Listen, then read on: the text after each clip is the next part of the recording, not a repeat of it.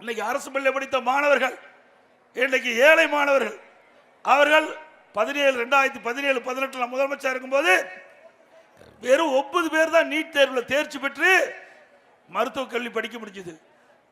அதை எண்ணி பார்த்தேன். எதிர்க்கட்சி கோரிக்கை வைக்கல, பொதுமக்கள் கோரிக்கை வைக்கல.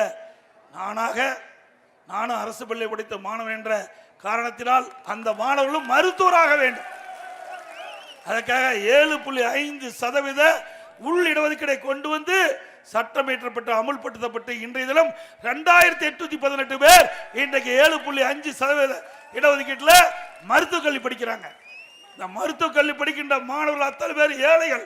அதனால ₹1 மருத்துவக் கல்வி கட்டணம் இல்லாம முழுக்க இலவசமாக அந்த மருத்துவக் கல்வி கட்டணத்தை அரசாங்கமே ஏற்று அவர்களுக்கு இன்றைக்கு கல்வி கொடுக்குது.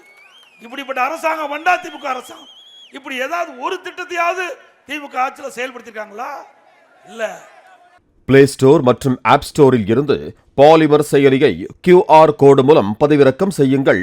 செய்திகளை உடனுக்குடன் பெறுங்கள்.